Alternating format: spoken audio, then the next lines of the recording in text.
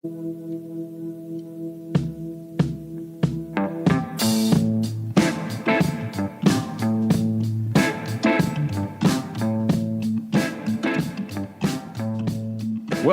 to the Friday, December 1st. No, not December 1st, December 21st edition of the Clemson Dubcast.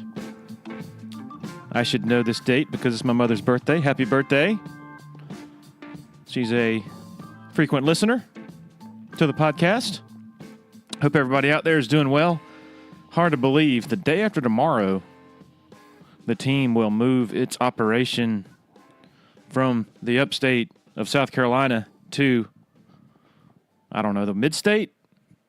Upper state of Texas? I have no idea. I need a geography lesson here. But past 3 weeks have blazed by as Clemson gets ready for its fourth consecutive appearance in the college football playoff. This week has been slightly entertaining on the recruiting front. Wow, what a roller coaster. The beauty of my job, I was telling people earlier this week, is that when a bunch of people are on suicide watch based on what might or might not happen in recruiting, I get to basically ignore it. But you do have to pay some attention, and what a roller coaster. And, of course, they close with a flourish by landing Will Putnam, offensive lineman. And Paul Strelo has done a fantastic job all week, and even before that, of course. He has an update this morning that's just been posted with some more intel on Quavaris Crouch and some other insight on Dabo Sweeney's unique approach to official visits during the spring. So if you're listening to this and you are not a subscriber to TigerIllustrated.com, not a better time than right now. Also, a great gift idea for those of you who are maybe looking for some last-minute Christmas gift ideas. Title sponsor of the Clemson Dubcast, Parham Smith and Archenhold Law Firm in Greenville. Very happy to have them aboard. Couldn't do it without them. Blake Smith and Brooke Archenhold, both Clemson grads, both huge fans. Forte of their firm is medical negligence. They represent patients and their family members in medical negligence actions. They also handle all sorts of other complex personal injury litigation. I can vouch for him. About 10 years ago, a family member had a pretty serious medical situation with one of the local hospitals, went to Blake Smith, and he very quickly and authoritatively gave us some great advice, and we were very thankful for that. Parham Smith and Archenhold offers free consultations. Give them a call, 864-990-4581 or parhamlaw.com. Business owners out there, if you own a business that accepts credit cards, you need to listen up. Tandem Payment, based right here in the upstate, run by Clemson folks, is changing the face of payment processing, quickly becoming the most cost-effective solution for all small businesses. Tandem's program saves you up to 90% on processing charges and gives your customers what they love most, choices. This is not some crazy introductory offer. Tandem's technology allows business owners to offset their credit card processing costs by applying a small customer service charge to each sale they make. If you want to know more, visit tandempayment.com today. Former Tiger Hot Rod McDowell works over there at Tandem Payment. They handle all their business and customer service face-to-face. So give them a call, 864-672-1570, if you're tired of spending an arm and a leg on all those credit card processing fees. All right, our guest today is Harold Dutch Coleman. Been lucky enough to consider him a friend for more than a decade, I think. Walked on at Clemson back in 1991 after a really, truly difficult upbringing in the Washington D.C. area. We talk about that. Also talk about his relationship with Dabo, his involvement in the program, football program for a long time, also the basketball program. Harold is close to a lot of folks over there, former players, current players, coaches, administrators. Harold also spent a few years as a local personality on the WCCP flagship radio station in the Clemson area. So figured the listeners to this podcast might be interested in hearing a really good story and the perspective from Harold Coleman. So here we go. Enjoy. All right, we are joined by Harold Dutch Coleman, who is in some part of this country today. Where are you, Harold? I'm just outside of Pittsburgh. Okay, and you had to take a flight this morning. You said, what's that all about? I was in Indianapolis doing some work, and just so happened I was flying into Pittsburgh because I have a meeting in Pittsburgh on tomorrow. So it just so happened that's where I was. And when we connected, I was in Indianapolis doing some work, just hanging out a little bit. But we had our Christmas stuff for our corporation, so yeah, just kind of hanging out that last day. What are you doing these days for work? I'm actually utilizing my engineering degree. This is I took that little break and went into the media and did some stuff for my nonprofit and did some work with Clemson and I kind of put my engineering background on the back burner. I got my master's in higher education. And so now I just kind of circle back around because I was happened to be talking to the owner of a previous company that I worked for, and he mentioned that he wanted me to come visit the company, and I thought, hey, yeah, I'm going to go see some old friends and see how everyone's doing. And he actually offered me a position, and I was like, wow, that was unexpected, and it was an offer I couldn't refuse, and it was an opportunity I thought that fit well with what I was doing now and what I wanted to be doing in the future, and it just kind of worked out that way. So based in State College, where your wife, Etoro, is an assistant coach for the Penn State women's basketball team, correct? Yes, absolutely. Okay, and how many kids do you have? 4. 4 kids. Man, we've talked about this privately, but man, what a life you've had. You just all over the place for a number of years. What has that been like? I mean, I know a lot of that is Mr. Mom, just given the demands of your wife's profession, right? Yeah, it has been a little more on my plate than what the average dad, I guess you would say. But it's been great. The Lord has provided for us tremendously, man. We've always had the right support at the right time. Back in Clemson, we had a tremendous network. So we pretty much had a setup where we were always covered. It's been a little more challenging in State College because as we returned to State College, we had some old relationships in place from our prior time there. But, a lot of people have moved on. So we're having to reestablish those relationships and recreate a network.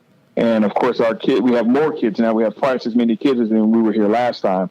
So that's a challenge. But it's been great, Larry. We've been talking and keeping in touch over the years, and it's been nothing but great. I can't complain one bit. And you were commuting back and forth for a while, is that right? Yes, I lived in Indianapolis without my family from February to September of this year because, as I said, the job offer was really out of the blue, and I had some other opportunities that I was offered at Clemson, and I had turned it down, and then this came, and it allowed me to. It kind of fit better with my family. The Clemson opportunity didn't fit as well with my family, and so this was like the right time. That's what I mean by it's always worked out. And, the Lord has always provided. The timing has always been perfect. And although this was completely unexpected, it was right on time. And so I was living in Indianapolis for about 6 months downtown without my family, and that was kind of challenging on my end and my wife's end because she was there alone without me, and I would come home maybe every couple of weeks or so. And but we got through that part, and it's been outstanding. Okay, so how in the heck does an assistant women's basketball coach for a major college team handle 4 kids with the husband coming home once every couple of weeks? Like I said, the Lord provided. We had some friends from church, and they were chipping in with their time and their resources, and I tell you, man, it was a challenge, Larry. You know how much energy Tora has, and so she was using every bit of it during that time. All right. How long were you on the radio at WCCP? Oh man, was it 3 years? I can't even recall without sitting back and thinking about dates. It might have been 2 or 3 years. I think it might have been 3 years. And how do you remember, like, how did that set in motion? How did you end up getting into that? It's a funny story. I had been getting requests for over the years, even back at my time at Penn State. People were trying to get me on the radio, on air. I mean, even the women's basketball coach at Penn State was like, no, you need to go on air. You need to, talk about our team and do interviews and maybe even get a show. And, I was getting all these different things from people like, you need to go on air. And this was before I'd ever done anything on radio. And my only background on radio was a hip hop station where we kind of turned that into like a big party. But I had no formal training in sports talk or anything like that. But so I'm calling in to one of the shows one day, and I had become, I guess, a regular caller, maybe once or twice a month, to the point where people would know who I was.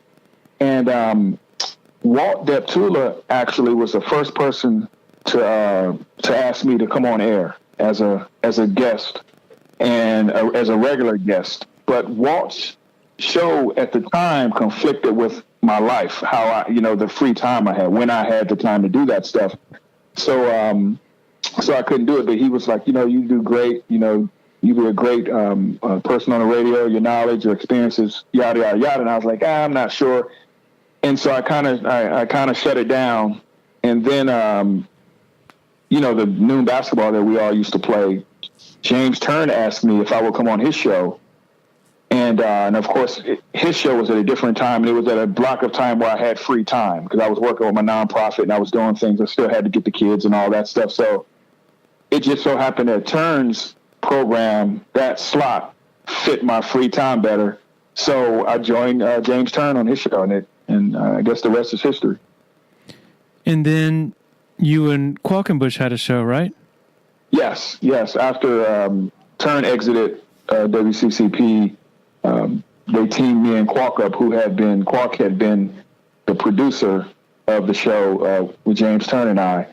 And we had a natural connection. Me and Qualk had known each other, and we were both goofballs. We had a great time. We knew how to laugh and just have fun, and that's what it was all about for me, was just having fun, and talking sports like you and I do it. We're just sitting there goofing off and having a good time. It's nothing serious, and that's the way I took it. And I was hoping that maybe the listeners would be able to get a feel of that, and they would also not take it as seriously. But hey, just a couple of guys sitting around talking about nonsense.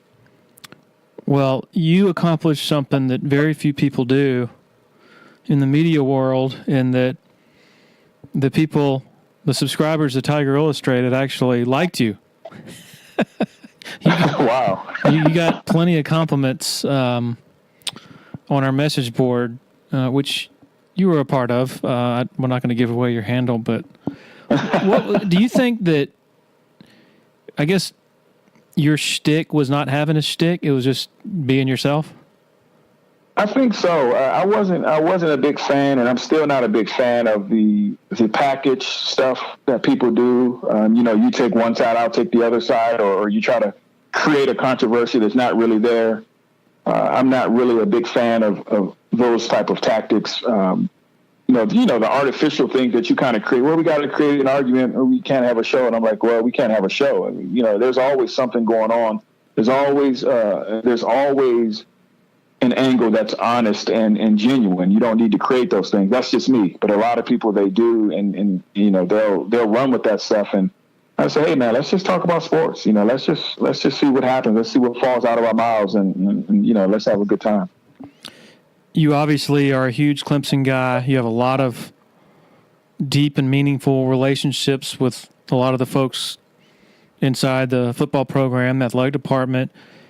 Was it hard at times to, you're not the most, critical guy in the world. You're always fair, but when criticism seems warranted, was it hard for you to voice maybe that criticism on the airwaves, knowing that, people you're close with might be listening who, you might be talking about? Right. I think it's all about how you express it, because if you express it in a way that's supported with information and supported with facts, and it's not emotional. You're not being angry.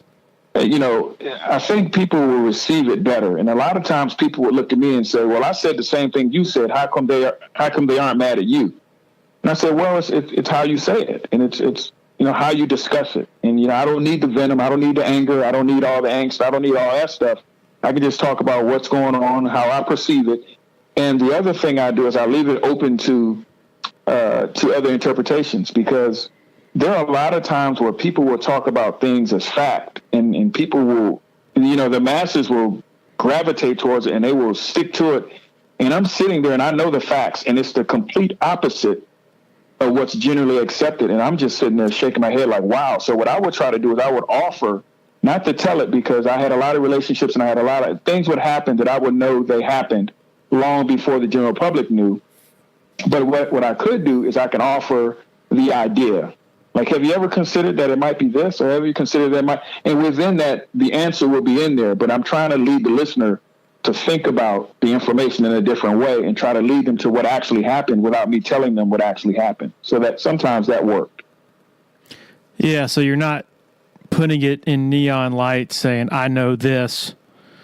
You're sort of creatively, strategically letting the listener and whoever else consider an alternate, I guess, option that actually happens to be a factual option. Right. Because sometimes, the listeners, and even on the message board, the completely opposite thing of what's happening is what's believed. And sometimes it's because some of the sources that people believe are flawed, and they've convinced people that they have the direct line to something. And I'm like, wow, I was just there, or I was there that day. And there are like recruiting stories out there where people will tell in detail how a commitment happened. And I'm like, no, I was in the room. That's not exactly, not even close to how it happened. And so I think that played out once in a with you and I think I shared something with you, and then I got the person who was involved in it to tell the story. And then they told more of the story the right way it happened, but the conventional wisdom was it happened a different way. And but I couldn't come out and say, hey, that didn't happen that way. This is the way it really happened, because that's someone else's story to tell. That's someone else's information. And I didn't want to put that out there. You were obviously active on the airwaves, dealing with callers and things like that. And you were active on Twitter. Like I said, you've been on our message board for quite some time. What's your take on the way people converse through social media compared to the way people converse face to face or over the phone? I think social media has given people this strength and courage, almost like I think it took the place of alcohol. You know how alcohol gives you that artificial strength. I think social media now has given people that same courage, and it's very volatile. Sometimes it's very hateful. It's very inconsiderate, and it's a constant battle between those folks and the people who are trying their best to remain, sensible or sane. And that constant fight, those energies, even on the calls, I would have people to come up to me and say, "How come you never lose your cool on a call? How come you never go off on people or anything like that?" And they started calling me the voice of reason. I'm like, yeah, I'm not unhappy about anything. I don't have any reason to really go off on anybody. It takes a lot for me to go off on anybody. And I think a lot of people who are on these boards and who are on Twitter and who are on these calls, they may have a lot of things going on in their life, and then this is their chance to just let it all go, because they're not being checked. They can just let all this negative energy out, and so I kind of let them go. Hey, man, have a good time. But a lot of it isn't realistic. But this world, the world that we talk about in sports, is a fantasy world anyway. You said that social media has taken the place of alcohol. I think in some cases it might be combined with alcohol, which makes it even worse. The thing that gets me is everybody is at each other's throat. Not everybody, but a lot of people are at each other's throats when they're behind keyboards, and there's all this bickering and division, but it's not like you walk into any or many social gatherings, whether it's a restaurant or a tailgate or walk inside a stadium. It's not like you see people fighting with each other like left and right like you do online. It's just amazing that it's part of that doesn't make sense. I guess it's just like you said, it's empowering when everybody has a platform, everybody has a voice, and you have that protection of a computer screen or a smartphone screen or whatever. Right. And the idea of it is excellent. I mean, it's a wonderful tool. It's how we sometimes use the tool, because it's used wonderfully by a lot of people. So, it's not all bad. It's just those few that can really take over a situation and then really make it seem worse than it is. Dutch, we met, I think, correct me if I'm wrong, in 2006, somewhere around there. We both knew Ray-Ray McElrathbey. Right. And I think I had written a couple of stories on him. And I think I had to go pick something up or something from him, or he had to get something from me, and he told me to come out to Harold's house. And I'm like, who's Harold? And drove out. And I'm pretty sure that's where we met. And so at that time and moving forward from then, what was your, I guess you were like a mentor to players and such? Yes. And it was more of an informal thing, because people would be present when I was dealing with the athletes in a very informal way, and in the impact that I have on them as far as the decision making and some of the things they would do. And then they would invariably say, hey, you need to be around more. Come in with me. We're going to go talk to this guy. We're going to talk to that guy. And then for me playing ball in the gym and doing things like that, the guys, and then my background with Clemson football, I had access, always in the offices, always hanging around Dabo, always hanging around Jeff Davis, or, different people that I became a kind of a mainstay around the people, and then the athletes would always pick my brains, and across different sports. Basketball, I knew a bunch of the guys in basketball, and as a matter of fact, I communicate with Brownell and his staff just as much as I do probably with football. I had a guy from Indianapolis come down and visit Clemson. He ended up signing with IU, but he came down on his own dime to visit Clemson, and just because of my recommendation. But so I have a relationship across the board, even on the academic side, the administrative side of Clemson. I have a bunch of relationships. So it's kind of one of those things where, enough people knew about me and the impact that I can have on the lives of young people that they kind of kept me around and kept me in certain spaces. You grew up in the D.C. area, right? Yes. Difficult upbringing, I think I recall you sharing with me before. Absolutely. I grew up in inner city D.C. Had some issues. I've been homeless and had a drug addicted mom, and just probably every social ill you can imagine. I probably was right in the middle of it at some point. But I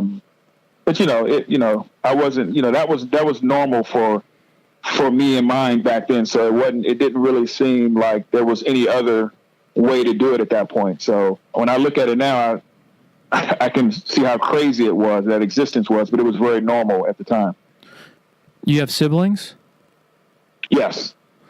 I have five sisters, and I have some stepsisters, and I have extended family. Whenever you're in those situations, a lot of times when you find yourself without a place to live and you're going with family members, your family kind of grows because you have cousins that are like brothers and sisters. You have, when you're living in shelters, hopefully it's not for that long, and then you end up in a lapse with someone else. And so I have a bunch of extended family that I call brothers and sisters that are actually cousins. So it's crazy. What part of D.C.? All over, Larry. When you year in a city, I don't know if you're familiar how small DC is. It's a very small city. And And every year that I lived there, I went to a different school. And actually, I didn't go to the same school 2 years in a row until my 11th and 12th grade year. And so my 9th and 10th grade year, that was due to me moving with my dad, who was in the military. So I went to a couple different schools. But in D.C., within that same tiny city, every year I can tell where I was based on what school I went to. So I went to, or where I lived, whether it was a shelter, or whether it was an apartment. I can tell you everywhere I was every year based on those things. And so I was in Southeast D.C., the Anacostia area, which was notorious back then, Northwest D.C., Northeast D.C. The only memory I don't have is Southwest D.C. when I was a very, very small child. I have very vague memories of my existence there. Was DSS involved in any way in custody and all that stuff? No, there might have been some arguments that it should have been, but there's a large forgotten population, man, that's going on in these places. And my mom was a great mom, but she was an addict. That's a disease that it's taken down a lot of good people. And my mom and dad were divorced, and my dad was in the military, so he was gone, and he left. It left my mom to kind of fend for herself with us, even though he sent her the child support and all that. Being an addict, where that goes. And so we just found ourselves in these bad situations. My mom was always in other bad relationships. So as kids, you have no control over that. So we were victims of that situation. But my mom did just enough to keep us, alive. But when I look at, what I do for my family now and how the people that are around me live, I've seen how the other side lives, how it's supposed to be done. It was very scary at any moment. And sometimes it did go south, but at any moment it could have gone ultimately south. Is your mother still alive? No, she's not. No, she passed away in 2007. I'm sorry.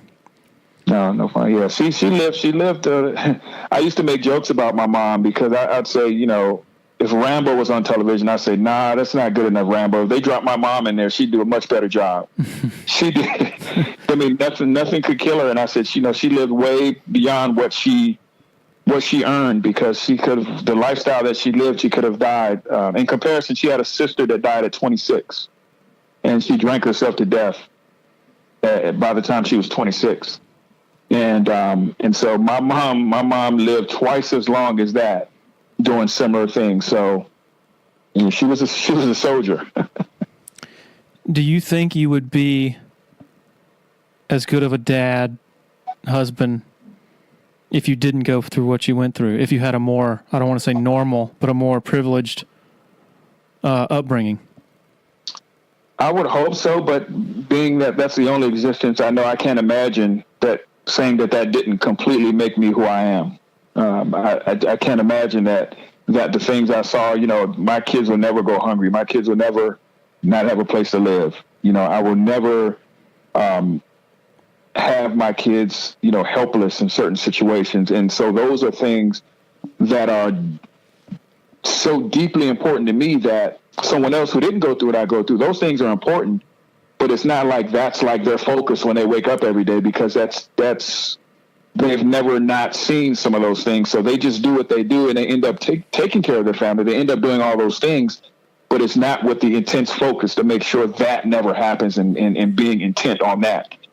So, it's just a different existence. The fighting, the physical fights. I was dealing with my son, a couple weeks ago about fighting, because he saw a picture of me and I was really muscular, and he was like, "Dad, did you get into fights?" And then I had to talk to him about fighting. I had to fight every single day in D.C. When I say every single day, that's literal. That's not some exaggeration that people use. And so I've been in thousands of fights, and I'm looking at my son, and he hasn't been in one fight. And I'm like, wow, and being able to talk to him about those things and talk to him about managing his anger when it's okay to fight, when it's not okay to fight. It just blows my mind that wasn't an option for me. Ray-Ray McElrathbey went through similar situation with his mother battling addiction.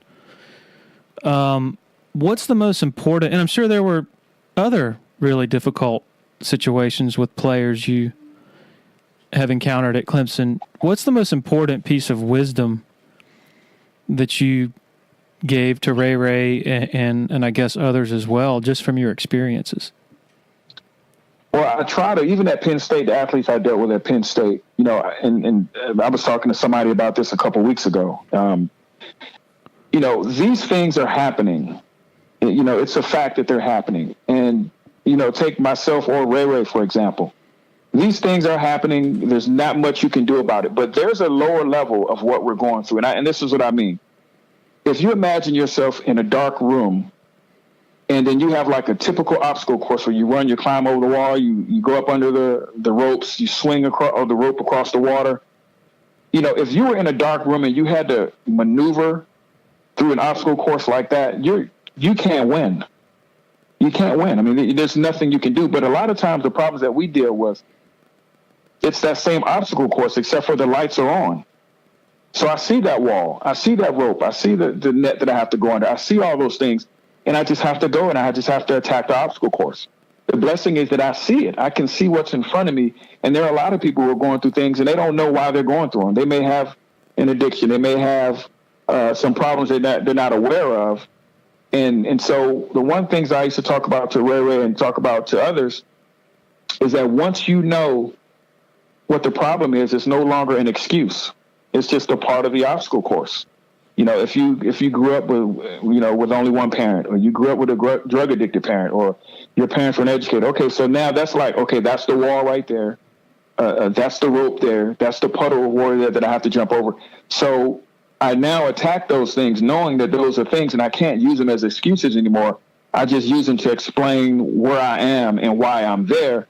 But it doesn't, you know, there's not been an obstacle course that stops you from moving, right? It just kind of controls how you move, how fast you might be able to go, but it does not stop you from moving forward.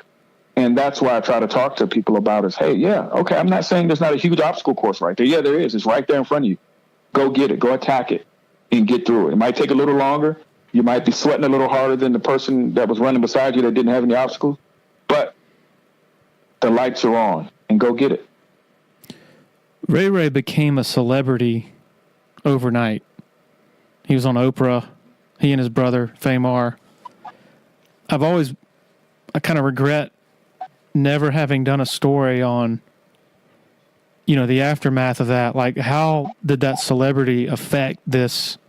I don't know how old he was, 19 years old, I guess. And I plan to ask him that. He owes me a phone call, by the way. I've been texting with him to try to get him on the podcast. I get him. So do you have a window into that, into how he dealt with not just the fame and this national and maybe even worldwide publicity, but also the money? Like there were all those donations that were coming in to the trust, I guess, that Clemson established for him, that he, I guess, at some level had access to.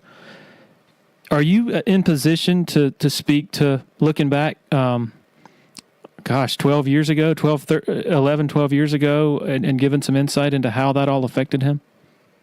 Yeah, I absolutely. I think that, and this is not just Ray-Ray. Ray-Ray was just the example we saw.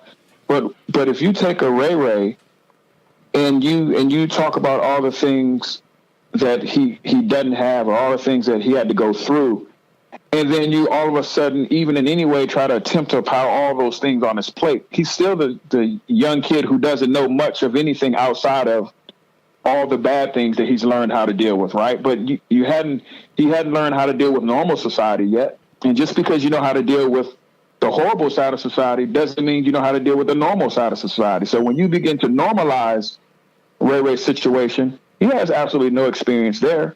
So now you still have this person that's treading water, even when you clean up some of those things, because it didn't happen the right way. It didn't happen naturally. It didn't happen under control. It was kind of a just tidal wave of things. And so now you have this 19-year-old celebrity that has all these different things coming at him. And, you have money, you have the fame, you have, women, you have all these different things. And then it's like the one thing that was important in his life got lost in all that. And I think it was the actual opportunity that was in front of him that he did receive from all his fight was the opportunity to get to play football and to get an education at Clemson. I think the social stuff just drowned that out, and it became less important. And I think if that hadn't happened, and he would have stayed in that struggle and maybe only got, a quiet, unknown sort of assistance, then he would have still been figuring it out and growing like the rest of us have, growing through those problems. And so he went from no help to a ton of help that wasn't always positive. And and this is just my opinion being asserted now, you end up drowning anyway. And I think he drowned for a little while anyway under the weight of all that. And I think that's what we saw. I think maybe like a year later, I could be wrong, is when he was released from his scholarship. Is that what happened?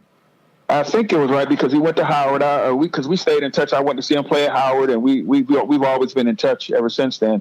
I think it was probably, it might not even been a year, because I think the year it took might have been the time it took for it to officially be over. But I think it was actually over before then. And he's in L.A. now, right?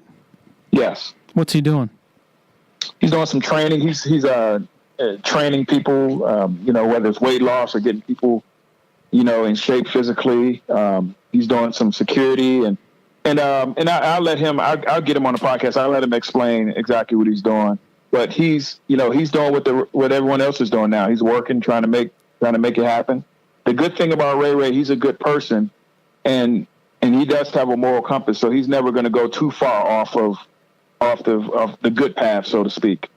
But you still would wish that people would kind of dig their heels in and focus a little more. And that's my hope for Ray-Ray, because he has everything he needs on the inside. But he probably needs to focus and just grind in a different way, because he's grinding. But I think sometimes we're grinding in that mud and we're not going anywhere. And where's Famar?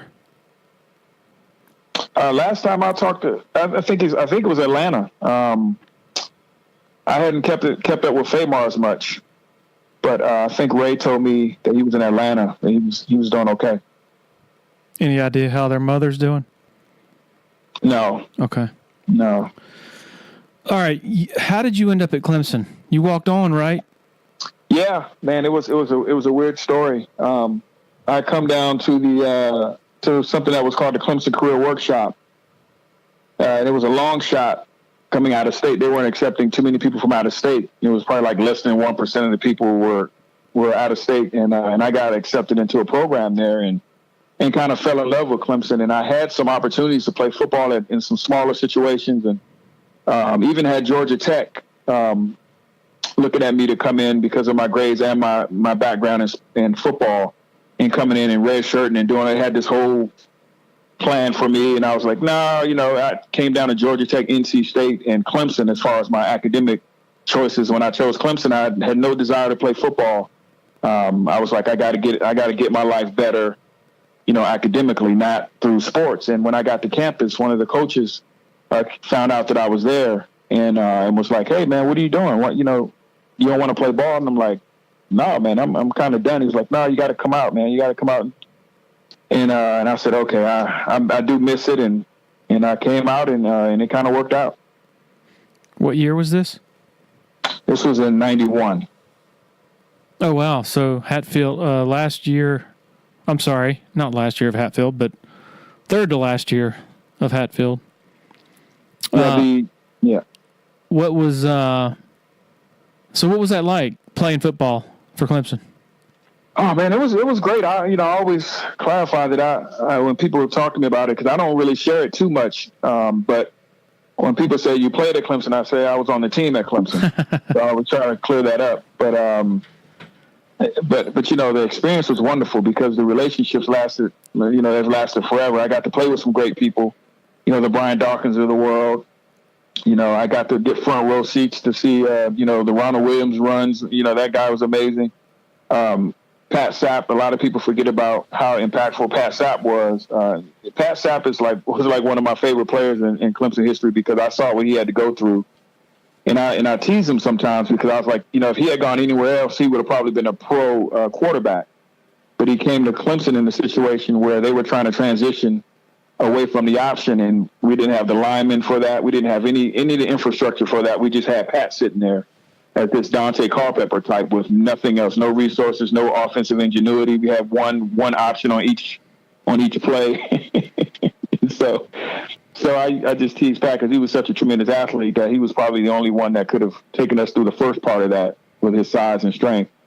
But it was amazing. The relationships are the most amazing thing that came from that. And those guys to this day, they still, we still stay connected and, we're friends, and they treat me as if I was one of them, as they always did. Proud sponsor of the Dubcast is the Abernathy Boutique Hotel, a short Trevor Lawrence throw from Death Valley. Man, it is a favorite for the ESPN folks who come into town, who stay there various times of the year. Also, man, it is booked up and packed to the gills for home football weekends. It is really caught on for people who want to come in and stay. Also, Taps Bar and Cafe, a really cool spot to go hang out during the week. If you want to grab a drink with some friends, some of you professors out there who want to wind down after work, laid-back alternative to some of the more boisterous college bars in downtown Clemson. So go check them out if you already haven't. Got some really good beers on tap, including my favorite, the Hugie Street IPA. So check them out online at theabernathy.com. You mentioned grades. You made really good grades in high school? Yes. How did you manage to do that, like with all the problems and difficulties you were facing? Well, it was one of my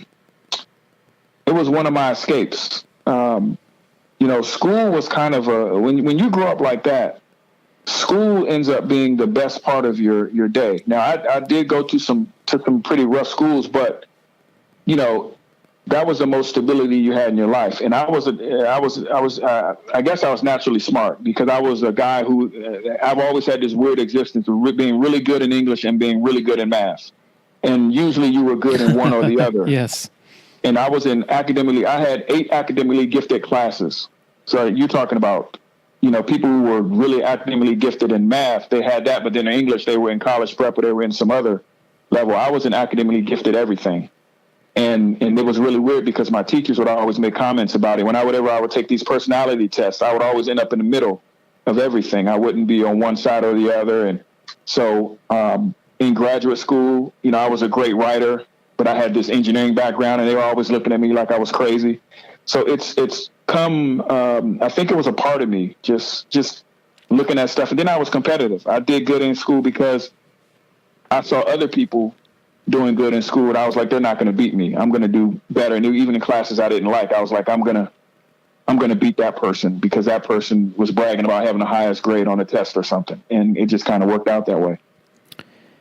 Harold, I've asked others on this podcast, Chris Chancellor most recently, what is it like for an African-American to come to Clemson and to be a part of a campus and a community in a region that is predominantly white? I remember you explained this to me a few years ago, and I still remember what you shared, and that just stuck with me. So if you're comfortable, would love for you to share that with the listeners as well. Well, I came from an existence where you didn't see any white folks at all unless it was the police officers or it was random people, because D.C. was a city of a lot of different people, but in the areas where you were, it was generally what you look like. It was very segregated in that respect.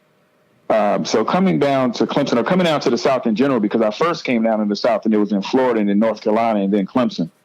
So it kind of took it in doses, but initially it wasn't very good because I was fighting, because people would say things to me that I wasn't accustomed to. If they said made racist comments to me or they did anything like that, I was ready to fight because that's where I came from. And so I was fighting a lot.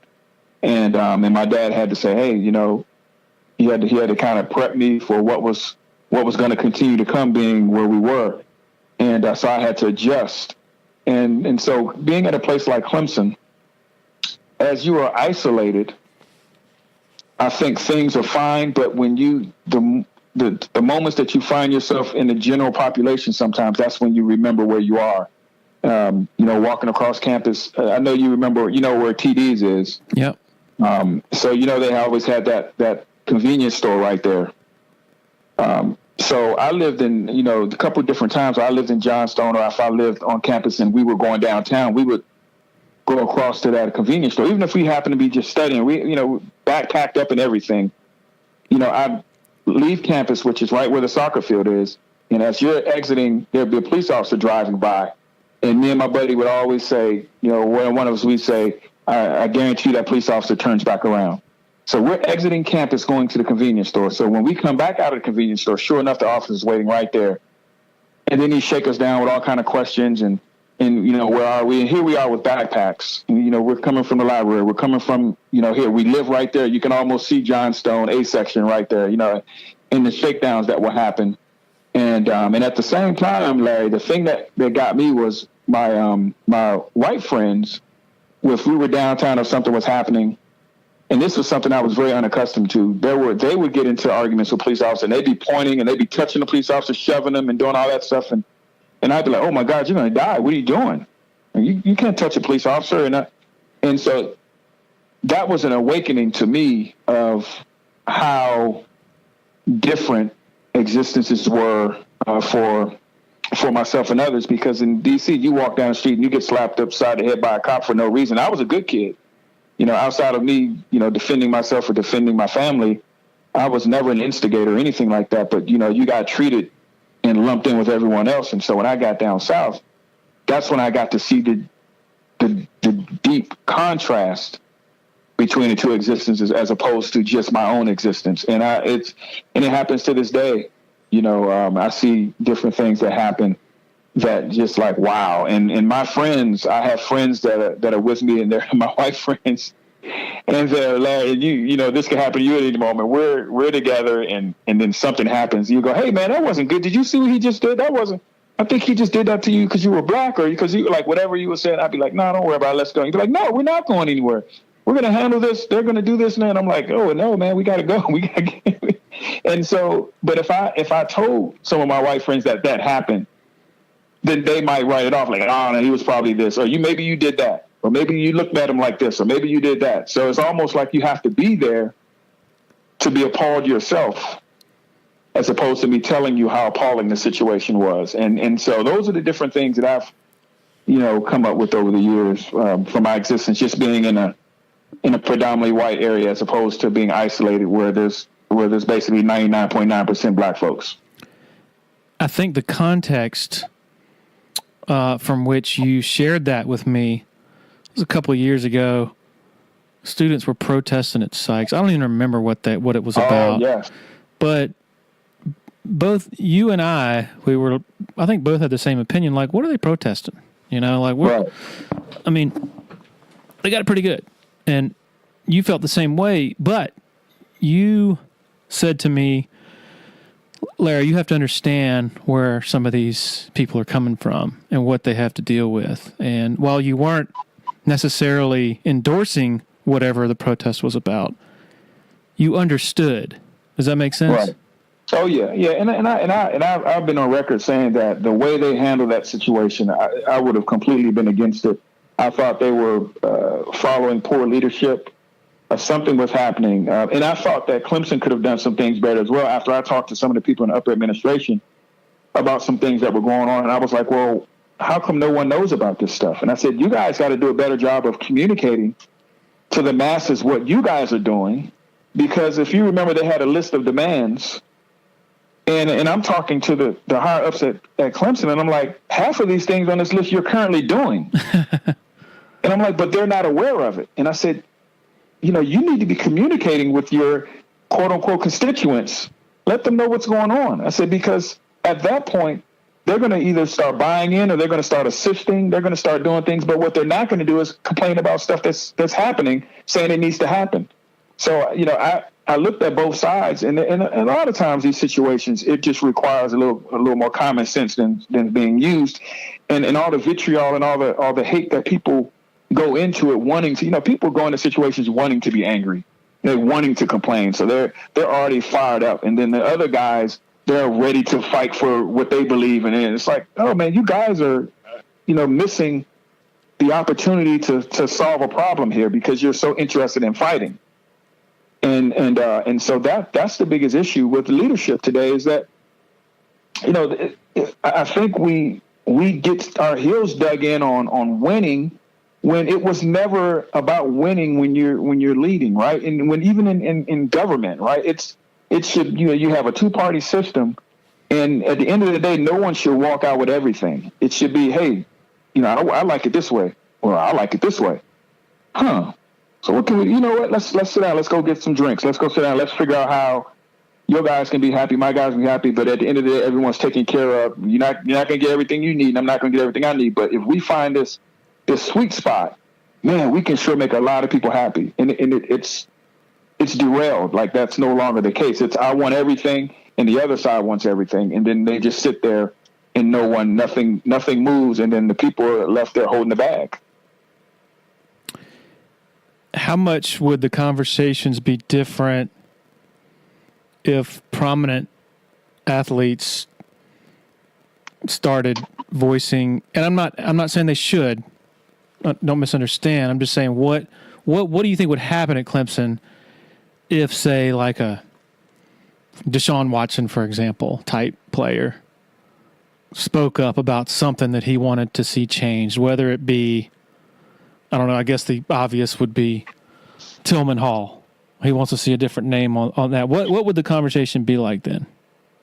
It would probably get things moving, but I think that would be just as bad in this direction, because I don't want Deshaun Watson speaking on anything if he's not informed, if he doesn't understand the issue, if he doesn't have a solution. Because what happens is you'll have people acting to the other extreme just because Deshaun Watson said so. So, I would want an informed person that's educated and that's bought into the issue that happens to be an athlete as well. And a lot of times we want that star power. We want that certain quality that our athletes possess used for an issue. Like, I don't care what Hollywood says about anything. I don't care what the NBA says about anything. I don't care what any of these people say about anything. I try to get myself to a certain level of understanding the issue, and then I have my opinion. But you have people that have no knowledge of anything, and they hear famous person X say it, and then they're on board with that regardless. And I think that's just as dangerous. But I think if they were, if it was a Deshaun Watson that was completely understanding and bought in and had heard both sides, and he was really, really invested in it, I'd love for that to happen. And then he also plays football. You mentioned Jeff Davis.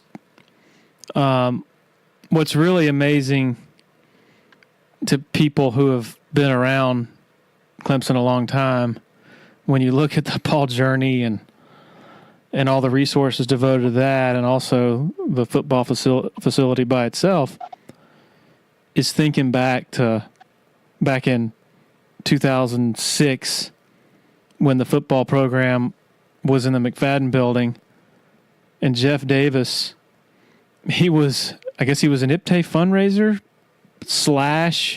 / mentor to the players. Like, he was the Paul journey back at that time, but it was half of him. It wasn't even the whole person, because he was also doing other stuff. How amazing is that transformation, that you've been able to witness also? That's one of my mentors right there, and that's one of the reasons that I will always fight for Clemson. It's Jeff Davis. Jeff Davis is one of those guys that he'll never be appreciated to the degree that he deserves. There's been so many things that's happened behind the scenes, and I'll put it this way for the guys on Tiger Illustrated, guys and gals on Tiger Illustrated. We get into the who's responsible for what player coming to Clemson and this and that. if I could share with you the stories that I know, the most unlikeliest of players, you would hear that they're here specifically and only because they had a conversation with Jeff Davis, that their parents, and we say, someone was Dabo'd, you say the same thing about Jeff Davis. And if I could name one name and blow everyone's mind, because you would have never thought that person would be the person that Jeff Davis would have impacted. And in the situation, we've had players, I said, I wouldn't come here. Look at the depth chart. Like but they came because Jeff Davis spoke to them about being a better man, about being a leader, about certain things that can't be even approached by just average everyday Joe football coach or average everyday Joe situation. He specifically targeted them as people, and then they signed on the dotted line. And I'm like, wow. And I've been in the room and I've been outside the room hearing it, and then I've heard the stories afterwards. And in the list of people, you'd be like, whoa, but I thought he came because, Coach X is such a great recruiter. And I thought he came because this person is like, no, man, it took a couple conversations with Jeff Davis, and those guys came. You remember the first time you met Dabo Sweeney? Yeah, I think I crossed him over in the gym. No,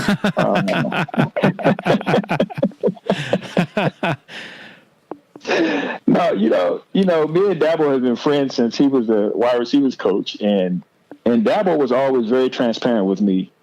We would talk about, things with the football program, and people don't give him enough credit either, because they didn't hear the conversations that were being had behind the scenes. Everything that's happening right now, and it's not even, we're probably at 25% right now of what is happening.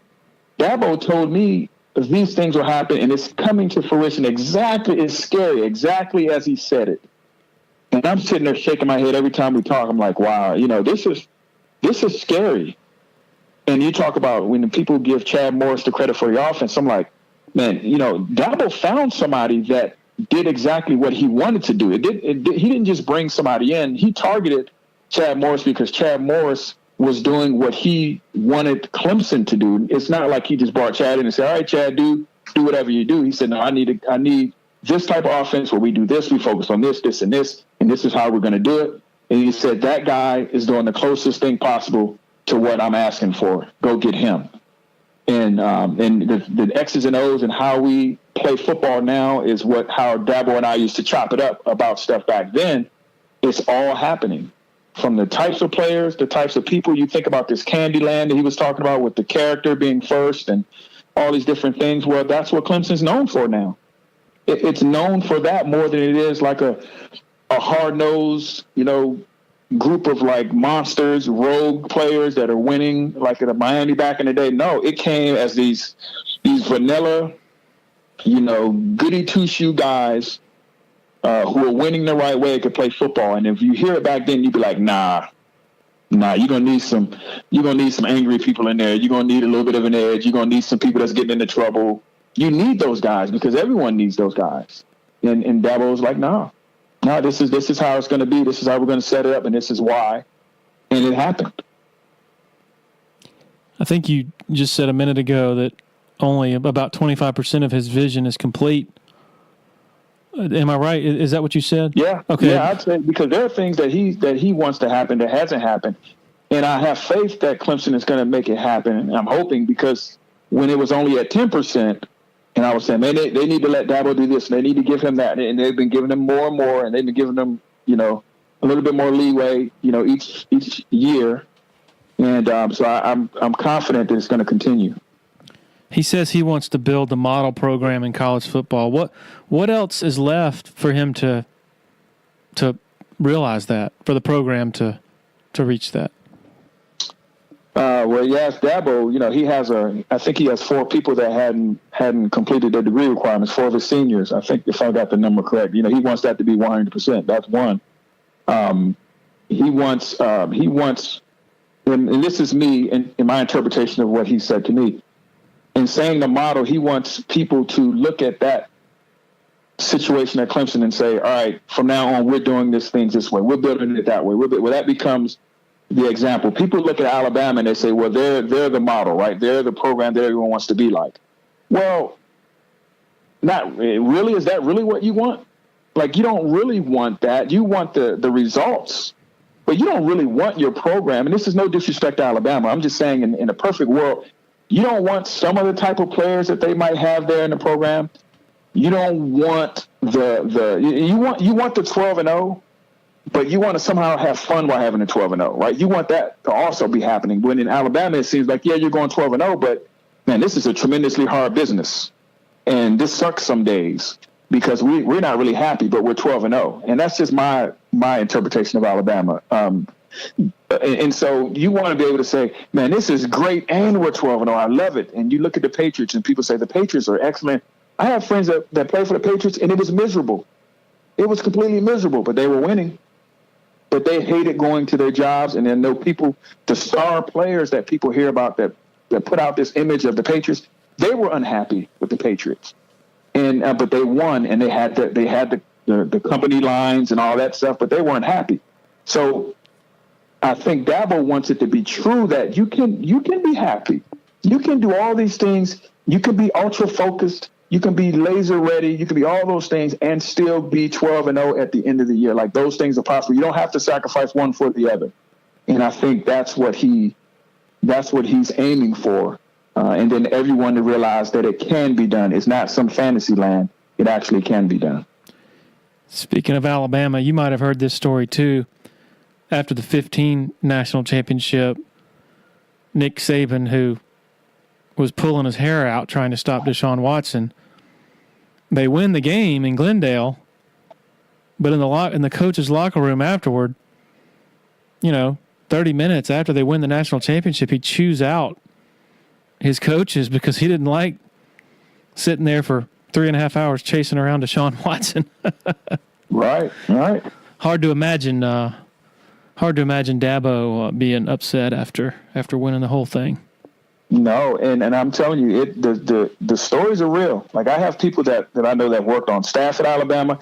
I know people that have been in administration in Alabama, and I know former players, and they'll tell you, that is real. When you work at Alabama on that football staff, you can kiss your family goodbye. You will not be going out for lunch with your wife. You will not be, having these, this happened with my child. I gotta go watch them play. I gotta do this. I gotta do, those things aren't happening. Now, on the flip side, if Dabo finds out that you missed your son's game, he might be upset. Or if he find out you weren't available for your wife to do this or that, he'll be upset. So he's trying to create a situation where, life in its totality is great. You don't have to sacrifice all these things for these fictional wins that we all want, but do we all want that cost? And I think Dabo's out to prove that, you can believe what you believe in life. You can have your faith. You can have all these things as a part of your life. You can have your family as a part of your life, and you can win some football games at the same time. I don't know how you feel about the current sensation about expanding the playoff, but personally, I like 4. I think it's fine. But it seems that all that discussion and hysteria is totally overwhelming the fact that, or the appreciation of the fact that 2 dynasties are coexisting with each other, Alabama and Clemson. And I'm not putting Clemson on the same level as Alabama. That's crazy. But, I mean, do you see what I'm saying? Like, how often do connoisseurs of college football or Major League Baseball or NFL say, boy, what if this 95 football team played against this 2004, juggernaut, dynasties from different eras? It really, to me, Clemson and Alabama are dynasties that are coexisting, and that hardly ever happens. And I'm of the belief that should be savored more. Do you see where I'm going with that? Absolutely. I think when you put it that way, that adds the value, that highlights the value of what you have now. But I think by the same token, I think the flaw in the system to me, and I thought it was a flaw when they had 2, was people talking about a game that the one thing we know about it it's unpredictable, right? But people were making decisions as if these things were factual. And when they picked these two teams at the end, that they had all the information and everything they needed, and these were in fact the two best teams. Now we're doing it with 4. Now, I'll say there's a danger in going too far. I thought the ideal number was 6, because I think every time when you look at that one team that you think is dominant, you always have your favorite team, or you always can say who I think is the best team. But a lot of times from 2 to 5 or 2 to 6, those teams on any given day can beat each other.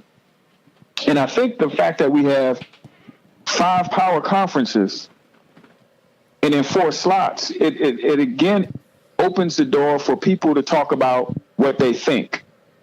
And I think that's a danger. Well, I think this and I think that. Well, we don't know, but how about if they played each other? And to me, that's the beauty of it. So if you have 6 teams, to me, and I'm not in favor at all of an automatic bid because of there's 5 power champions and all 5 of them get in, because I wouldn't want a 3-loss team in there. And there are a lot of cases I might not even want a 2-loss team depending on the given year. But because when you win your conference championship, Larry, I think that's a conference award. That's a conference recognition, right? You are for whatever criteria we have set up, but that does not mean you're one of the best football teams in the country. So you can win your conference championship at 8-4, but if you upset a team that was 12-0 coming into it, we still believe that 12-0 team is going to now be entered into the tournament for the best football teams in the nation. So we have a national championship tournament over here that we're going to still conduct, even though you get the designation of the conference champion for that year. So I think that you can do both. And the conference championships is only a part of the equation, but it's not an automatic thing. So if I had 6 teams in there, then I have room in case all 5 of them in some crazy scenario were worthy. But to have not a situation where all of them are worthy and you have 2 11-1 teams, and now you're telling me because you think they're better, if they're better, I think that's just crazy. And who doesn't love more football, Larry, to a point? The thing is, Harold, and I respect the argument for 6, but we've had the playoff for 5 years now. Can we honestly say that any team has been screwed? No. I don't think so. I don't think so. I'll say this. I've never been upset with who the champion was. And I think that's the key right there. When in the team of the field of, 68 now? There's never been a year where the eventual champion could have been left out, right? Do you agree with that? Right. Like that champion was in that field somewhere. And I think with 4, I think we can say that eventual champion could have been left out. Now, I definitely wouldn't want to go beyond 8. I think the eventual champion, if they ain't in that top 8, then I'm sorry. But I think it's in the top 6. I think the best team is somewhere in that 6 if they were to play it on the field. But I think when you say 4, there's times where I say, you know what, I think the 5th seed can win a tournament. I think the 6th seed can win a tournament, but then I might say 7th seed, I don't know if they will win a tournament. 8th seed, I don't know if they will win it. But I want the eventual champion to have been in that group of teams. And I think that's where you got to find without going too far. Yeah, you say, how can you not like more football? But I tell you this, I don't want to see any more of Florida.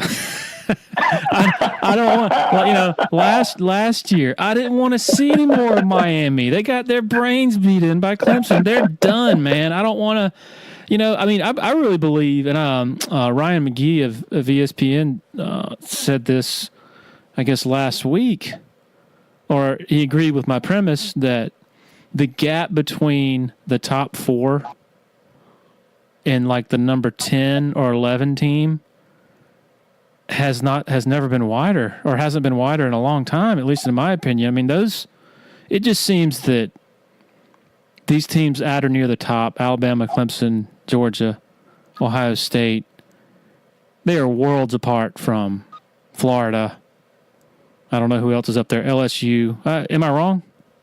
No, I think you're absolutely right. That's why I said I think the only problem is that 4, 5, 6 place, that 3, 4, 5, 6.